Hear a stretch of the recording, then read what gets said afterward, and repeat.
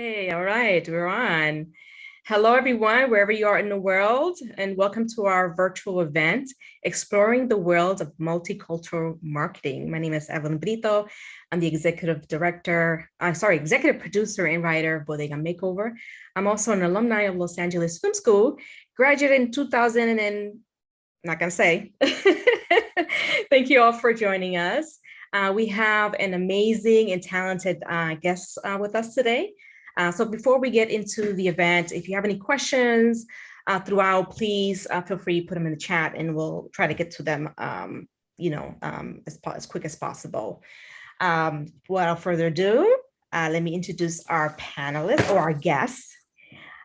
For the sake of time, I'm going to go ahead and read Jessica's condensed bio, but you can read her full bio at the YouTube event description. So here you go. Jessica is a director of multicultural marketing at HBO Max and HBO, working across HBO portfolio, responsible for strategic and creative oversight of targeted marketing efforts and business initiative to the network's Latino audiences. This includes HBO, HBO Latino, and all HBO digital platforms. Among the most recent accomplishments at HBO Max and HBO, Jessica led a successful HBO Max new audience initiative, Palante, an always-on social media platform to engage Latinx audience with the purpose of representing, celebrating, and empowering the community and ultimately driving retention, loyalty, and viewership growth. She also recently spearheaded the launch of Are You Listening?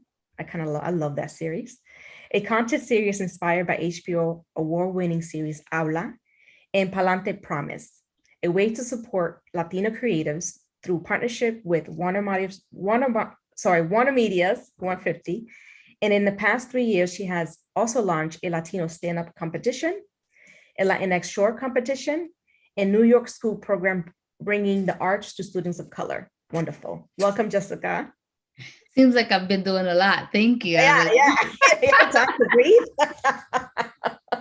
Welcome to our event. We're so excited for you to be here. But before we get started, let's loosen up a little bit. A little icebreaker. Is that okay?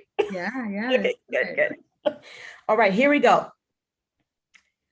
If you're home alone, maybe cleaning, taking a shower, or whatever, or listening, what is your dance song? What does that look like to you? So my dance song is a Spanish song because I didn't know English until I went to pre-K. My first language is Spanish. So my go-to song for cleaning, being at home, just chilling is Juan Luis Guerra, Farolito. I mean, like we're gonna work out. We're gonna get hype and we're gonna work out. And Juan Luis Guerra is a legend, a Dominican god to us. Yes. So it's Juan Luis Farolito. Oh, that is so good. I saw the one in the HBO, the documentary. One of my favorite. Beautiful. For me, I love Fefita. Anything Fefita, I would dance to. You're a true Dominican girl. I'm a true Dominican country. Fefita all the way, especially when she screams. Oh my God, it's amazing. She's so extra, that one. So which actor or actress would play you in your life story? All right, listen, I have no idea because I want to say I have a basic life and actors don't have, they're not basic. But if someone, could play, I mean, it's J-Lo. I mean, she's like, a dancer, and yo bailo un chin, yo le tiro los pasitos, right? Yeah. She's awesome. And so her, but no idea. I kind of was just, I really thought about this question, I got to 0. So J-Lo. J-Lo's good. J-Lo's a good one, She's doing amazing things. I love J-Lo. Now finish the sentence.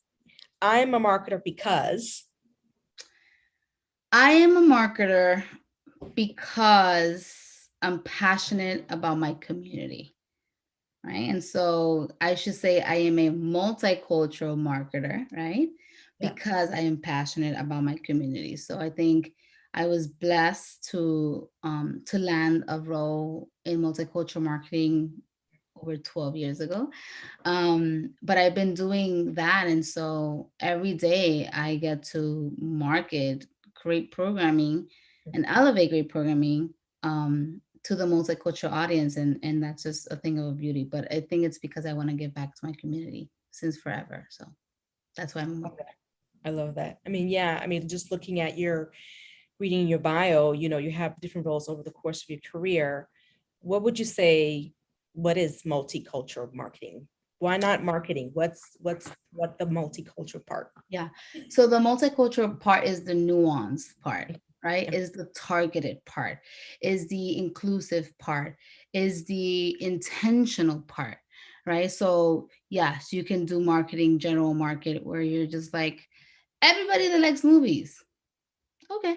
Right. Or you can do my job, which is multicultural marketing, which is um, Latina women who have kids who like this kind of film. And so you get really intentional with how you talk to that person, right? Because how you talk to a mother is very different than how you talk to a football lover, right? Or a, fanatic of cooking show, right? So it's a very intentional and targeted, which makes it a very customized experience. And so my job is essentially to create customized experience that this targeted audience will enjoy, which brings it back to enjoying the programming, which brings it back to signing up to HBO Max, which is ultimately the goal, right? So Right. With that, what about if somebody says, I mean, when I explained to somebody, I said multicultural marketing, they would say, oh, well, is that part of D&I? It's not. It's not part of D&I. D&I is a little bit, there's two parts of D&I. And so D&I is either internally, so employees, right? So making sure that there's diversity and inclusion within our employees, right? So that the people making the content, working and marketing the content are representative of the world, right? So that they have perspective and bring in different ideas, right?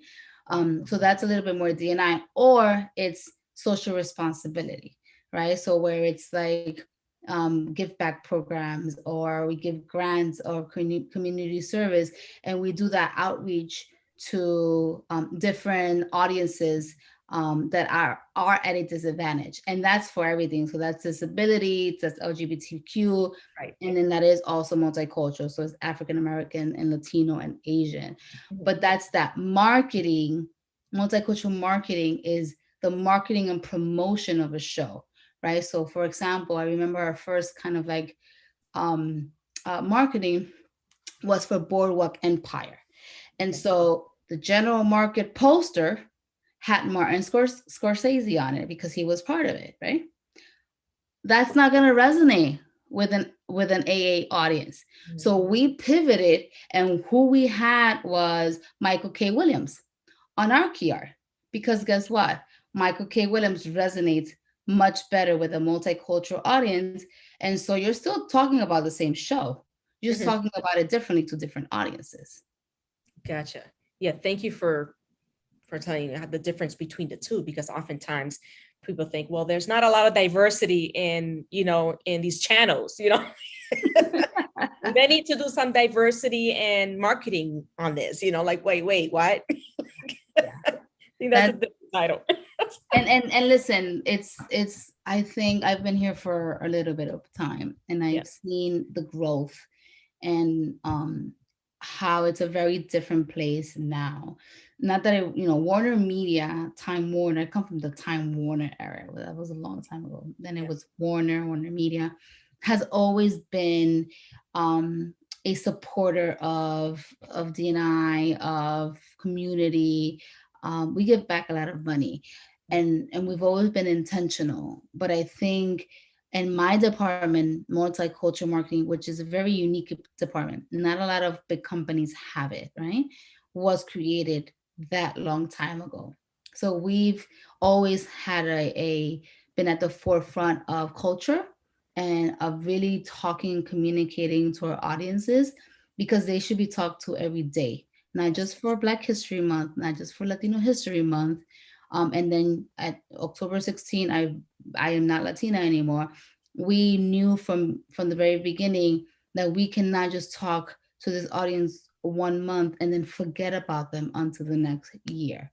So we've always been very intentional. And as a company, we've tried to be very intentional and inclusive.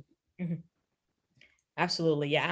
I mean, I wake up being a Latina, so I think, you know, I don't think it's going to change. What are some of your favorite campaigns you worked on HBO? I mean, I have done a lot of campaigns. And so when you say campaigns, just so to explain a little, I have a unique role in that I basically come up with really funky stuff. Um, I have a little bit more wiggle room in the creative things that I can do with the Latino talent, because they're eager and excited to be part of such an amazing network. Imagínate, HBO is it's a premium network, right? And so they're excited, and we're excited to have them. So we've done things where we've taken over Ellis Island and the Statue of Liberty and had an event there for our program Habla. It was for Habla y Vota. And it was beautiful because that's where people first came when they immigrated to the United States.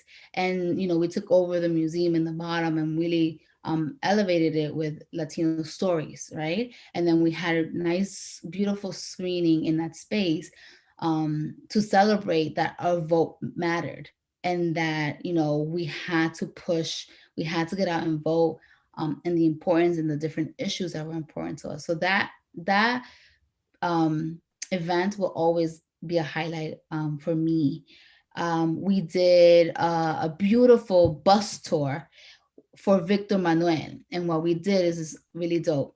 We had this double decker where one of the side is open. It's almost like this musical thing that they do downtown. So what we did is we drove through the birthplace of salsa, and Victor Manuel was on the bus, and we had performances where you would stop and we'd stop at a corner and in front of the Apollo, and we had two Latino performers dancing there. We keep driving and stop by the first Puerto Rican library that housed whatever, and we had a rapper do a rap on something. So it was an interactive tour that basically showed the birthplace of salsa, and then we ended downtown and midtown in a salsa club.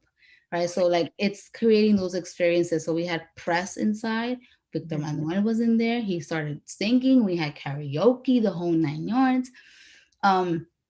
It's those types of experiences that people still talk about.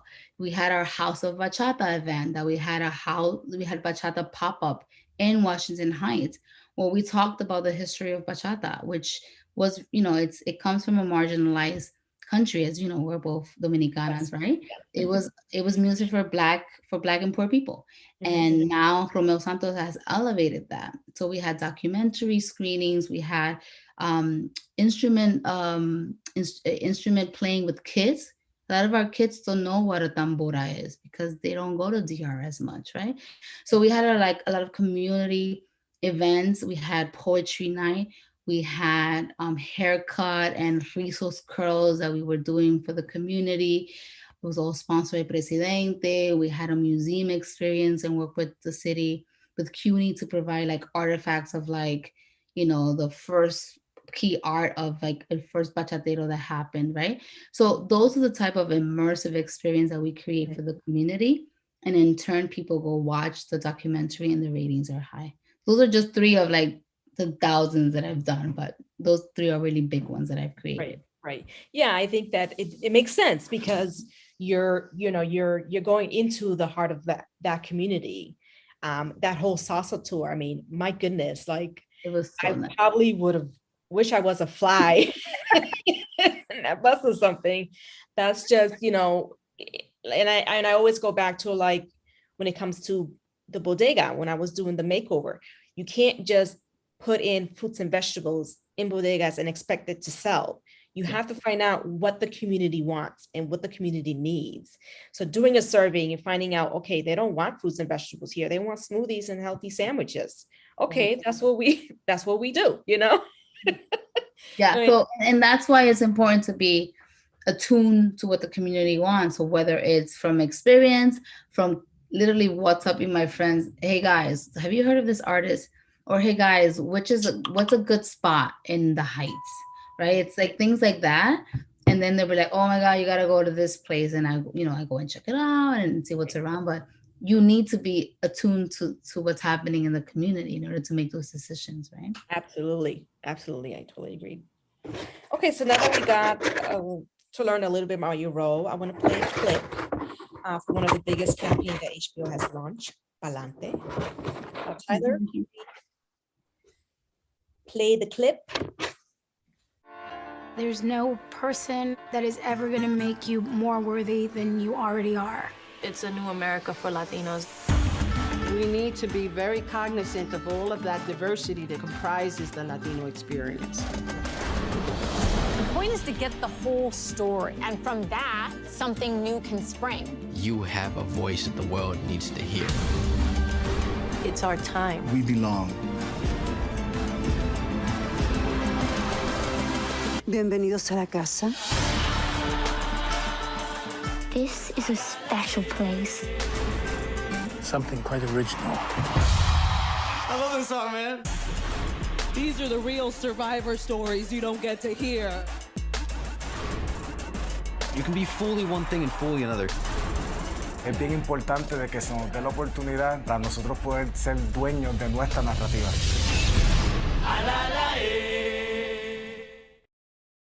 Yes. I love that spot. It's one of my favorite spots. I played that like 5 times. It gets you all like, yes! That's what I'm talking about. So explain what Palante means to someone that never heard of it before. So the definition of Palante just is really literally forward, right? And we wanted to come up. So Palante is a social first audience initiative that's targeted to the Latino and Latinx community that really elevates in front of the camera and behind the camera talent and highlights programming that resonates with Latinos and not necessarily just Spanish stuff, right? So anything that has a high penetration, meaning Curb Your Enthusiasm, believe it or not, a lot of Latinos watch that. Friends, a lot of Latinos watch that. So we elevate things like that, but we elevate concerts, Juan Luis Guerra, Romeo, comedy, that's mainly in English, but it's from a Latino perspective.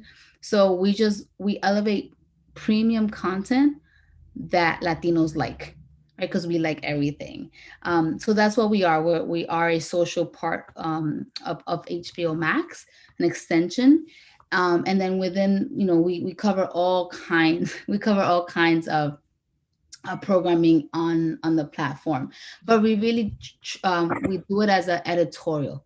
We're not really trying to sell you stuff, but because the content is so engaging, you engage with it and then say, oh my God, that bite or that lift or that meme really resonates. What show is that from? And then the goal is that you're gonna say, oh, let me go find it on HBO Max, right? So we are that almost that vehicle that should drive you to HBO Max because we're creating engaging and editorial content for Latinos to get excited, right?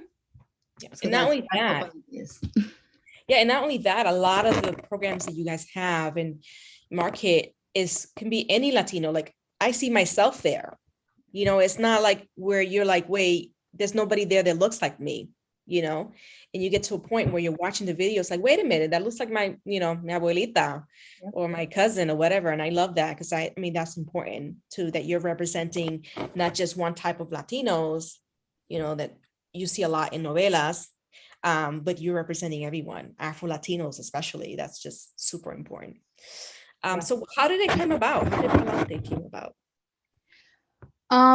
Well, we had HBO Latino before I got to HBO. So I think HBO Latino was launched in 2000 and it literally was a dubbed channel of HBO. So whatever they had on HBO, they turned it into Spanish for HBO Latino. Okay. Believe it or not, we were the first company, the first premium channel to do that, right? Like there was either La Película super cheesy in Español, or you had to watch it in English. So someone was like, oh, Latinos watch a lot of content, let's dub it. Definitely around 2008 is when we were like, well, I wasn't there yet, but someone was like, we should create original content because Latinos not only watch dub stuff. And that's when we created our first Habla, which is a straight to camera documentary style. The first time that really anyone was putting Latinos in front of a camera to talk about their experience as US Latinos, right? And that kind of was the launch pad of that. So we've been at this game for many years. HBO Max Palante is just a rebrand, right? It's you know, we got to get fresh for the kids nowadays, right? And so you know, you kind of have to like stay out, you know, like I'm the oldest in my team, and I'm like, guys, go out there and get, you know, get the research, tell me what the cool kids are doing, what the TikTokers are doing, right? But it was really just a revamp, right? So we've been talking to this audience for a very long time. We've been engaged with this community and our partners for a very long time. But we just rebranded as HBO Max Palante, right? And so, you know, it was about a place where really you can talk to the ambicultural, multi-hyphenated Latino. It was no longer the Latino that only spoke Spanish, the Latino that was from Latin America. We were talking to kids that are mainly mixed. A lot of our multicultural Latinos are mixed with Latino, right?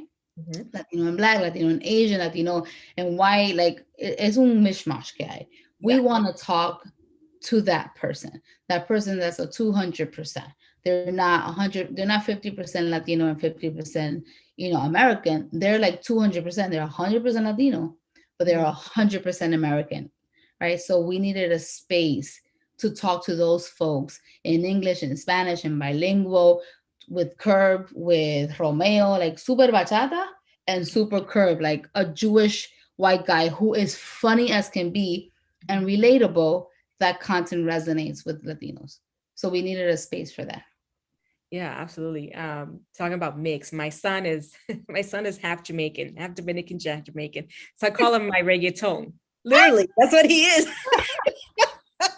He's reggaeton, right? I love it. I love that because, you know, it does speaks to, you know, not just, you know, 100% Latino, but you also are half where you want to sort of embrace that part of you too. Mm-hmm. I think that's super important. And do you, with the whole HBO Latino and the whole thing that's happening right now with the word Latinx, you know, it was from from Hispanic to Latinos to Latinx.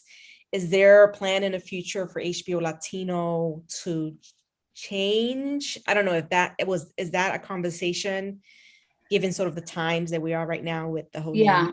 So technically HBO Latino on social, right? Because I deal with the social. HBO Latino on social was rebranded into HBO Max Palante. There is no HBO Latino on social anymore, right? We kind of were like, we'll go with the times and be non-binary and not identified. So we respect everyone's opinion.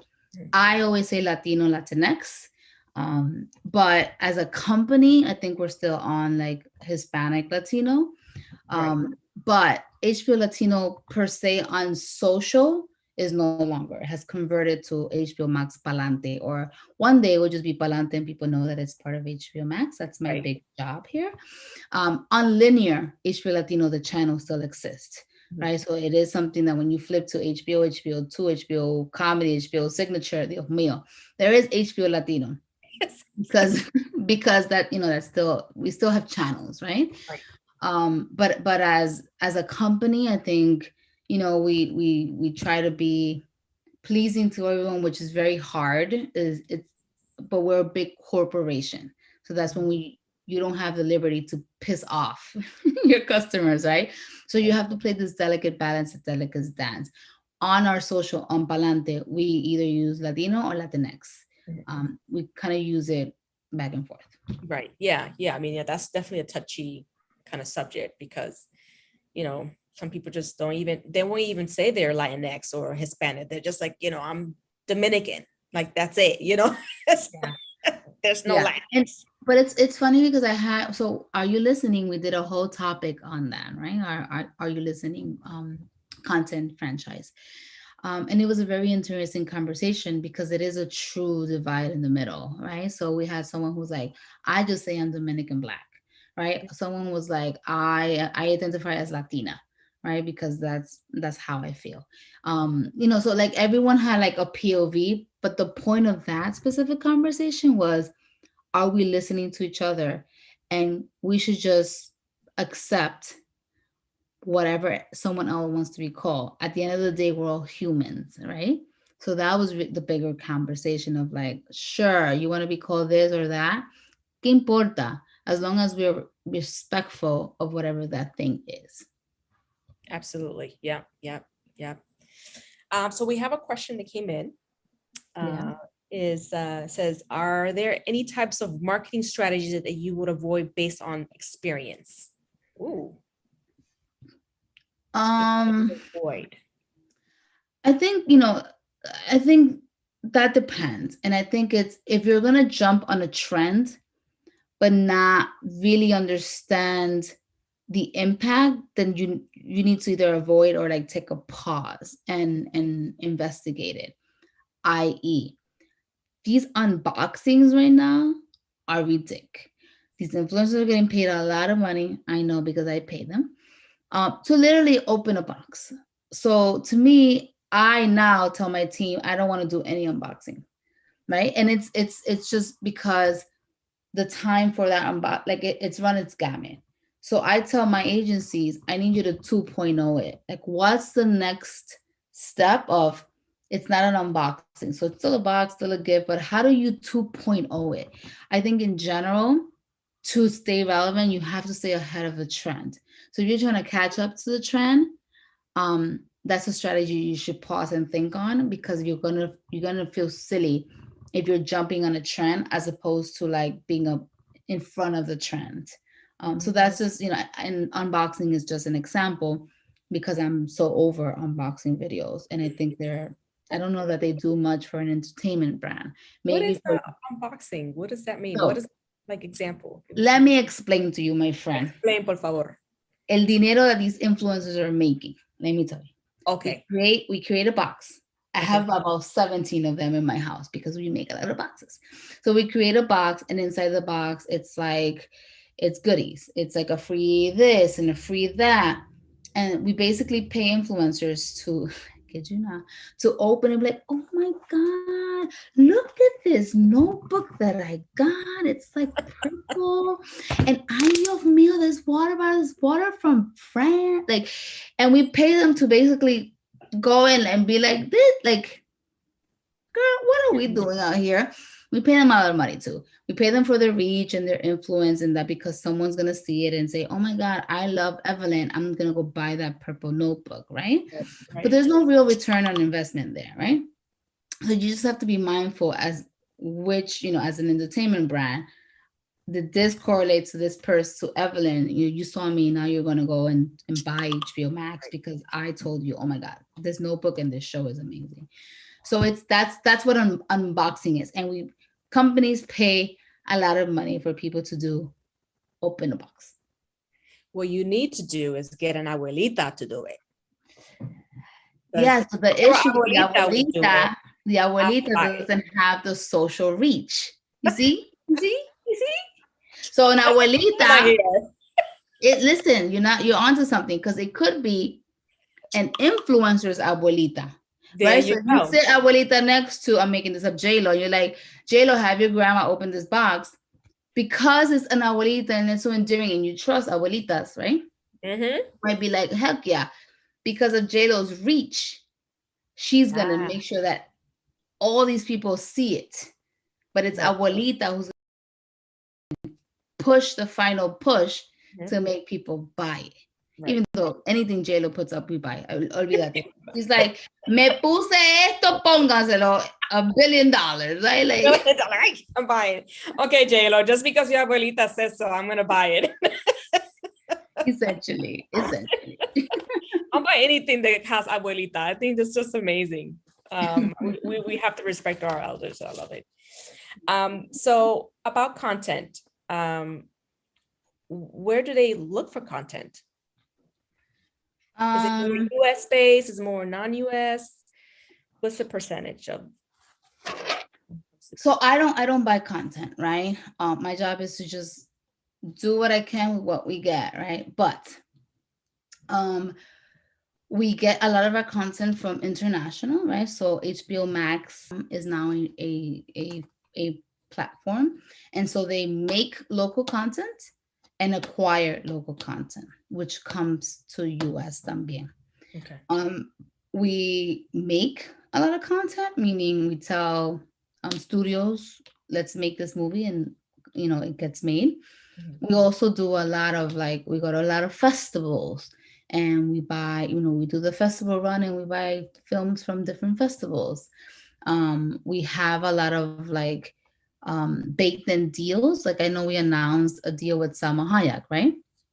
At some point, that content will start coming in, and it's produced by Salma Hayek's company. So, and that's not one, right? That's we bought a bunch of things from Salma Hayek. Just again, I don't know why J-Lo's all part of this conversation, but J-Lo's deal with Netflix, right? So now Netflix is getting a lot of content from J-Lo's production company. So, it's different types of deals that are happening over kind of on the LA side, but it's festivals, it's things that are already out there. It's things that we're saying, hey, can you make this? It's stuff from international. We have to diversify the portfolio. If you put all your eggs in one basket and something happens to that basket, then you have nothing. So you have to diversify the portfolio. That makes sense. So what's the content different from Apple TV and companies like Pantaya that offers? Well, I mean, HBO Max in general is just, we have scale, right? We have the entire HBO library, which comes with a very, many years of creating content, right? So we have all those amazing, basically it's like HBO y lo pusieron adentro de HBO Max, right? Mm-hmm.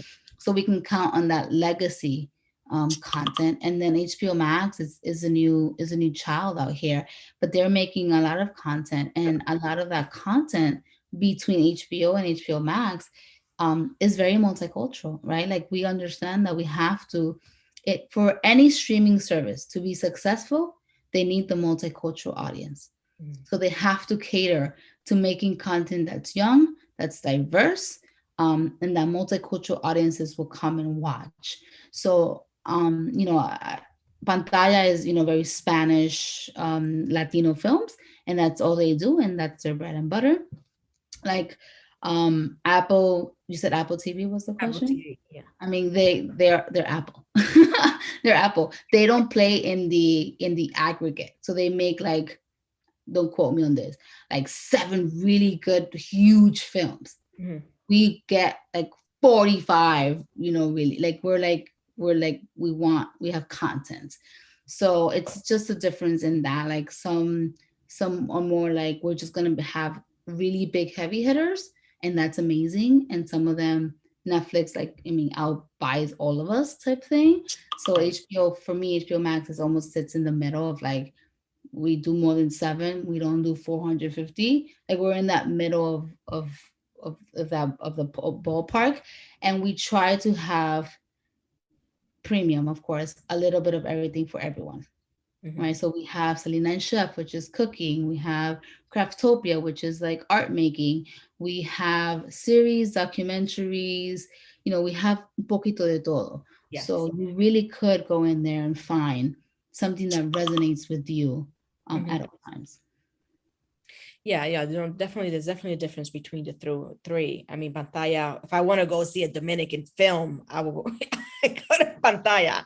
And if I want to see something, with a lot of culture and a lot of soul, I would go to HBO. So I definitely can see the difference. So let's transition. And listen, we got Dominican films too, boo. We got mm-hmm. Dominican films. No, I know, I've noticed that. I was like, wait a minute, hold up. You can go to HBO Max. Y ahí hay película de México, de Santo Domingo, de Chile. Yep. We got a little bit of everything for everybody. Yep, I just discovered that a couple of weeks ago. I was like, oh my God, what? But my favorite was the Luis Guerra one. I just think it's First of all, you just literally want to take a flight to DR to be on the beach. I kid you not, with a with a presidente on you, with a cold presidente in your hand. That's what that concert film documentary, that's what it really does. Yes. Oh my God, I can't wait to go. Okay, I have another question here. Kate says, I'm a new student and I'm a writer in the process of making short film. Do you have any suggestions on how to market my project with little to no budget? That's a tough one because money is king, right? But I think you have to get creative. I think finding a madrina, as I call it, right? Someone in the industry who really vouches for you, who really kind of like supports your work and is in rooms almost talking about you, like, hey, do you know this up and coming filmmaker? She's amazing. Like, you need like that madrina of sorts. I think you could align yourself with an organization, right? So this is a perfect organization, like a film school that has connects, right? Who knows, I'm making this up. Maybe the CEO went to film school, or look at say there's a networking situation that you can do. Networking is super key. I'm an introvert, so that does not work for me very well, but it is a function that actually works, like going to different tastemaker events, filmmaker events, being part of different organizations where you get to be invited to those. That's the perfect opportunity to say, hi, my name is Jessica. I am an up and coming Latino or diverse filmmaker. Everyone is looking for diverse filmmakers. So we are in a very special place right now where nos estamos aprovechando de que there is a need for diverse storytellers. This is your opportunity, but you have to be in those rooms. You have to go out and shake hands and kiss babies. You have to be your biggest advocate. You have to go out there with confidence. You can't be like, oh, well, no, yo me llamo Jessica, yo estoy haciendo una película, está buenísima. You sell it like it is the last piece of bread, right? Like, you have to do that, but you have to be in those rooms and network. You have to be professional. You have to be put together. You have to have your portfolio. If someone is like, hi, and I'm like, oh, what's your website, your portfolio? Oh, I don't have one. That's an absolute no. There are dozens of people who are working super hard. You should be as prepared as possible to have portfolios, resume, types of work, referrals. Like, that should just be like in your back pocket. If you got caught in an elevator with me and you had to pitch me your movie, you should have your elevator pitch locked and loaded, right? You only get a first impression once. So it's just about being prepared, right? And the opportunities come, you have to be comfortable with hearing the word no. There's a lot of no's in this industry, but a no here could be a yes there. So you can't get discouraged, or this is not the business for you. Absolutely. You would get a lot of, just love the no. Wake up and say, yes, I love the no's, just like gotta embrace it, because you gotta hear a lot of that for sure. It's very good advice. Yep. So let's transition a little bit. I remember like probably more than 6 years ago when I got the idea for Bodega Makeover, and I'm like, okay, I'm gonna just pitch this. I'm gonna go to Hollywood. I'm going to package this. I'm going to go to the NALEAP program, and they're just going to love it. And just going to eat it up. Right. I thought I was just going to come home with like a champion. Right. So and I do the pitch tables, and they loved it. They just thought it was too wholesome. They wanted like a novela with bodega, and I left out of there like feeling like, wow, nobody really understood my culture or my, my cultural background or bodegas in general. Yeah. So have you ever had experience when you pitched, to a group of like in your field in marketing, where you felt like no one understood your Pacific culture perspective, and how did you handle that? Because I left out of there in tears. Yeah. So yes and no. So no, because I work in multicultural marketing. A lot of people don't know, upper, like allá arriba, right?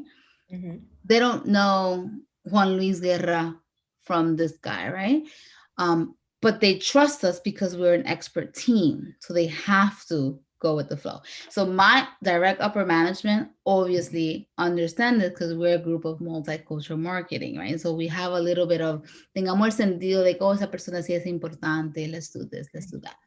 But what I would say is, to that point, I remember, like it was yesterday, I remember I was in a boardroom and I was super excited about presenting Romeo Santos. Now, Romeo Santos is king in our code, like El Rey Supremo. And no, we were like, oh, who's that? And I'm like, oh. And at some point someone said, oh, didn't Usher do a song with him? And I was like, first of all, I was like, no, it's the other way around. Like I was so offended, right? Because I'm like, how could you not, this man has sold out, stadiums that white people have not, right? This man has 7 million followers on social, like, to me, it was like, ¿cómo que no entienden? ¿Cómo que no entienden? So it was very frustrating. But what you have to do is you have to take a step back and say, no es culpa de ellos. They don't know any better. And I almost had to be like, well, let me tell you, Romeo Santos is the king of bachata. There are about, 7 million Dominicans in the United. Like, I had to be like, this is why this is important and we should do this. And at that point became, oh, that's amazing. And go with God, right? But I had to not get all like, what do you mean? You don't know who this is? And almost take a step back and come to them with data they understand, numbers they understand, the impact of one person sending one post or saying, go watch my documentary. That's impactful. The fact that they didn't know who he was, at the end of the day, we're all in business. We're here to make business moves, right? So to me, it was important to explain it, and it was frustrating to explain it. But because we're deemed as a center of excellence, they understand that our POV is a POV that comes with expertise. And so it was easier to get through on that. I wish I had that advice going in when I was switching. Why? What do you mean? It's very heartbroken. But no, it's true that data does talk, tells the story. Yeah. And I learned that quickly when I was to the bodega. I say, hey, listen, this is food desert. This is the effect of food insecurity. And if you fix this bodega, this could happen. Yeah. So doing that research is very important. Yeah. So this is probably a question that probably would be great for a student. So how did you get your foot in the door in multicultural marketing? How did it all start? Where did it all start? In 1980, I was born in New York City. In the 80s? I am. So you're not viejita. Baby. I'm an 80s baby. No, so I was an intern in so I've only had corporate jobs. All I ever wanted to work was at the Gap, but the Gap didn't want to hire me. So I got stuck in corporate America. And I came from the magazine world. So my first job ever as a 17-year-old was in Entertainment Weekly magazine. And so I've been a Time Warner baby for a really, really long time. And so from that one, every year, every summer, every spring break, I would continue to come back to Time Warner, different things, right? And so from there, I was basically inside entertainment, because magazine was entertainment. We all know what is happening to magazines. And so, I at some point was not in magazines anymore. Ended up at HBO doing sports. So I did a lot of boxing marketing promotions, I love boxing. I mean, Latinos love boxing. And so we did a lot of that. I used to go to Vegas. Oh, it was the good times, Evelyn. And I used to do AA for a little bit. And so, that happened. And then eventually I was moved over to only Latino, and I still did sports, obviously. But I came from the magazine world and kind of used those skills that was still entertainment and transfer them into TV, and then super custom for multicultural. So that's how I got into this entertainment world. So yeah, there's so many doors that people can try. Oftentimes, especially film students, they go in thinking, oh, I'm going to come out to be this director or producer or writer, but you really don't. In real life, you don't start that way. You have to start in somewhere, and eventually you will discover who you are and where you fit into the industry. Maybe it's not directing, maybe it's in marketing, maybe it's in advertising, maybe it's in someplace else within the industry. There's so many doors and so many opportunities, not just directing and producing. And I think thank God for the internet, right? Because you can Google anything, literally, right? And so back in my days, I mean, first of all, I landed I was a part of a mentoring program, which is why I'm big into mentoring. And my mentor was an assistant at Time magazine in the photography department. So that's how I first got into the building. I had this, I still have this mentor. She's like my second mom. And that's how I was this little sixth grader in this ginormous building. And I thought it was the coolest thing ever. And she was the assistant to the head of photography of Time magazine. Now we're talking about Time magazine, like classic, right? And so that was what opened my eyes. But I didn't have, computers back then. You couldn't be like, Google, what is photography and head? Like, how do you get to be the head of photography at a magazine? Where I feel like nowadays, the youth and the kids, they have the internet at their fingertips and they can Google all kinds of jobs, right? When I grew up, you were a doctor, a lawyer, a nurse, police officer. Like, it was like, that's it. My mom still doesn't know what I do. She's like, ay, tú para los Grammy y tú vas a salir en el carpet. Mami, yo no salgo en los carpet. Sí, mi hija que trabaja para HBO, ella está en las películas. Mami, yo no estoy en la película. Like, she doesn't understand it. That's so sweet. She doesn't. And so, the kids now have the ability to say, what are some transferable skills that I can gain maybe coming through this door that could land me in the same very place that I want to end up, but I'm just entering through a different door, right? The issue becomes if you enter a door that doesn't have the transferable skills, and now you just wasted time. Like, time is ticking and time is money, right? And so now you're here doing this thing that's not going to gain you any skills that you can now take into producer, a DP, art director, like whatever that role is. So it's at the fingertips. You can Google anything. You can reach out to anyone. And let me tell you, don't do it to me because I'm too busy. But if you reach out to executives and say, hey, my name is so-and-so, I'm a student at here, and I've read your profile, I follow whatever, I will love 30 minutes of your time to just understand your journey. 9 out of 10 times they will not say no. I can guarantee you that. They will not say no. You just have to do your due diligence, understand who this person is, and like have a genuine conversation about like, how did you get there? 9 out of 10 times they will not say no, but people are too scared to do it. Yes, I think that's definitely a challenge. And using a platform like LinkedIn, you can look at those executives and see what they, what connections. I've oftentimes go to LinkedIn. I was like, hey, I'm connected to this person. This person's connected to this person, Literally. I mean, LinkedIn is, again, back in the days, no había LinkedIn. Right? So el Rolodex. So that was LinkedIn. So the card, I kid you not, I had a Rolodex. There were business cards. We don't even have business cards now. Like, did you staple the business card on the thing? Yes, girl. Yes. So you won't lose it? I want to staple them. That's classic. Oh my God, I'm aging myself. We are out here aging ourselves. Next question. Yes, next.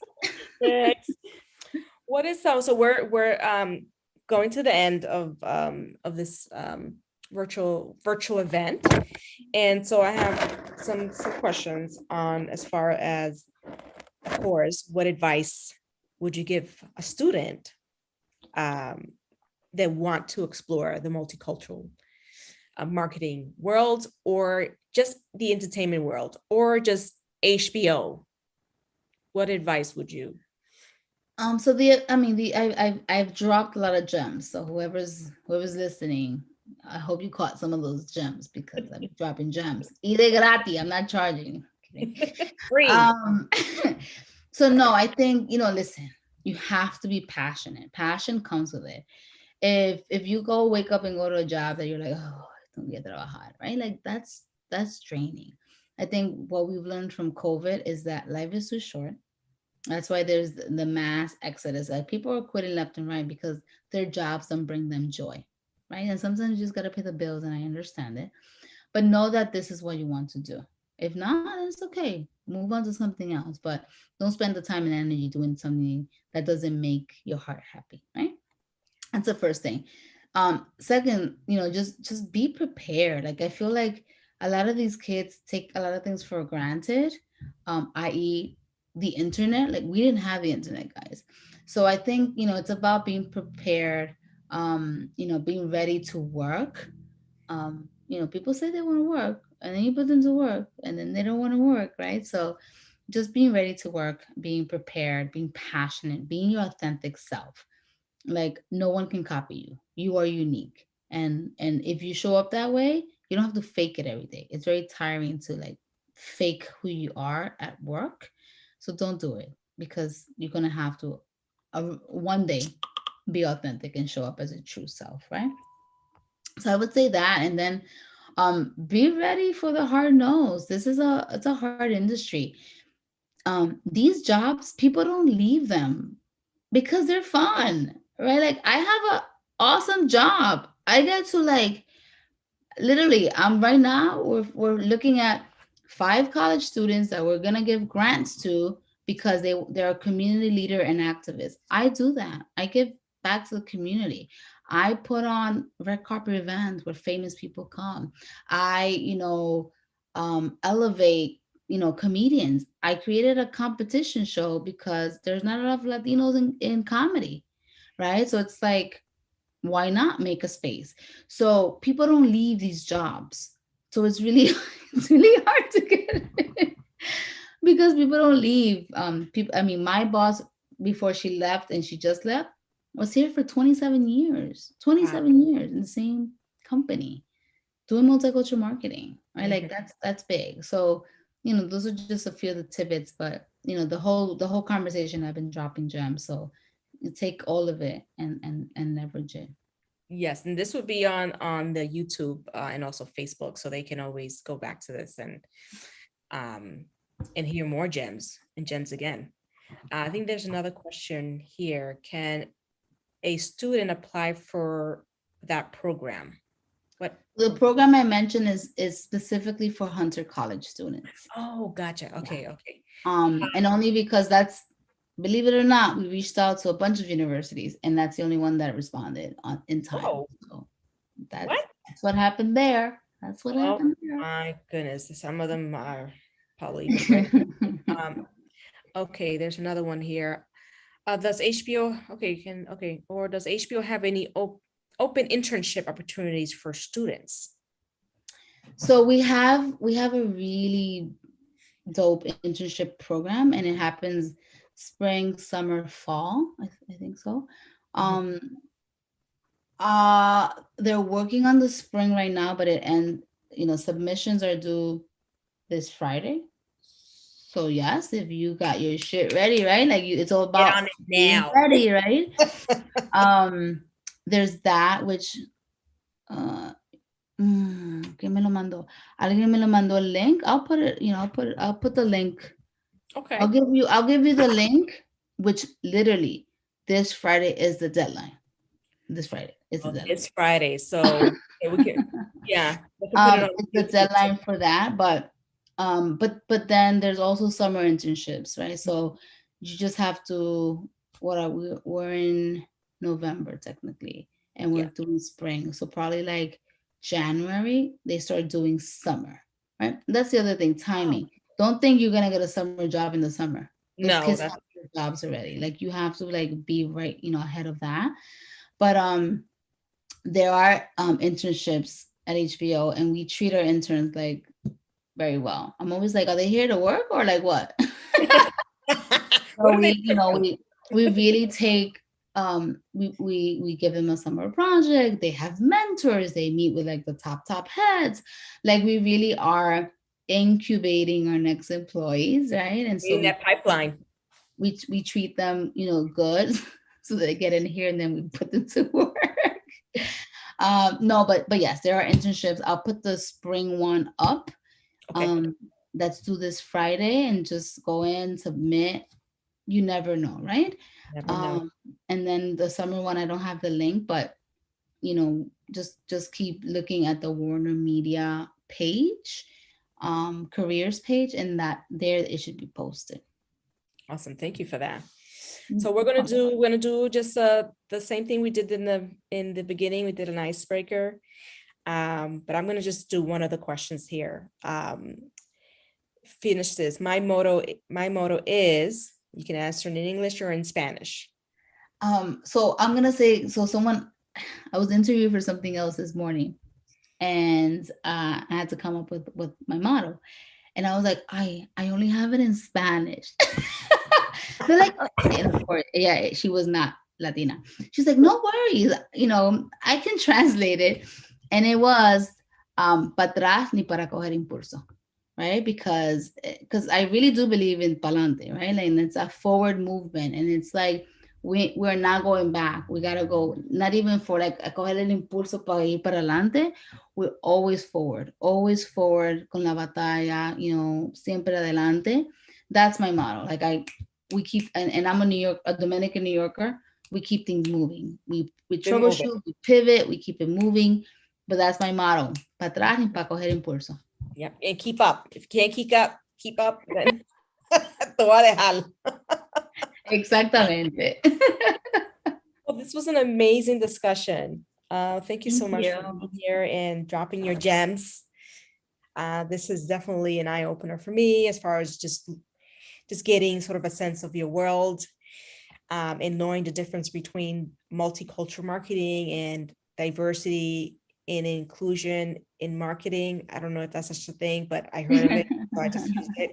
But if you guys have any last minute questions, please send them. I think we're done with questions, right? Yeah.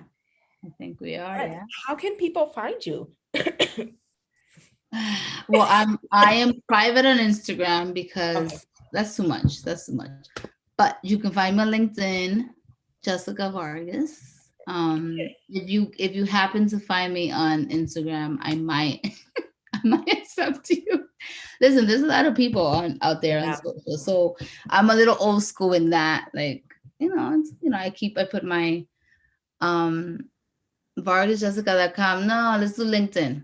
LinkedIn on. Yeah, let's do the LinkedIn. I have to update my portfolio, which is really dope because I have all my recap videos there of all the amazing events that I've covered. But LinkedIn, I do talk to a lot of people on LinkedIn. If you must find me on Instagram, it's La Jefa Jessica. Just because. La Jefa. La Jefa Jessica. That is so.